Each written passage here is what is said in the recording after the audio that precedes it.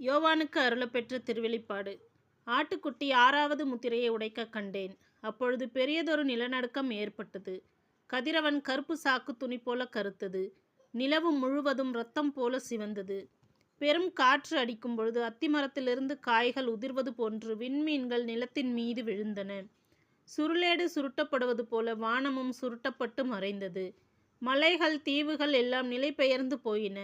மண்ணுலகில் அரசர்கள், உயர்குடி மக்கள், ஆயிரத்தவர் தலைவர்கள், செல்வர், வலியோர், அடிமைகள், உரிமை குடிமக்கள் ஆகிய அனைவரும் குகைகளிலும் மலைப்பாறைகளின் இடுக்குகளிலும் ஒளிந்து கொண்டார்கள்.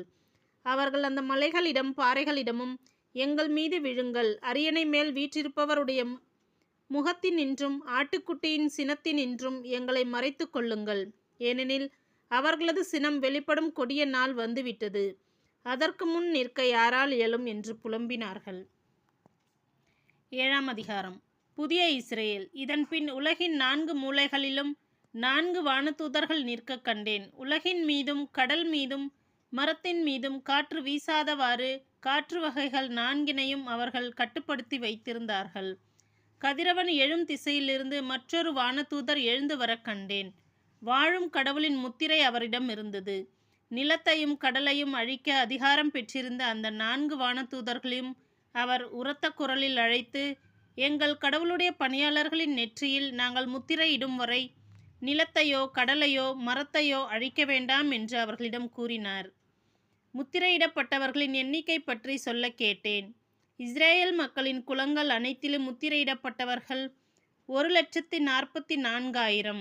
யூத குலத்தில் முத்திரையிடப்பட்டவர்கள் 12,000, ரூபன் குலத்தில் 12,000, காத்து குலத்தில் 12,000, ஆசேர் குலத்தில் 12,000, நப்தலி குலத்தில் 12,000, மனாசே குலத்தில் 12,000, சிமியோன் குலத்தில் 12,000, லேவி குலத்தில் 12,000, இசக்கார் குலத்தில் 12,000, செபுலோன் குலத்தில் 12,000, யோசேப்பு குலத்தில் 12,000, பென்யமீன் குலத்தில் 12,000.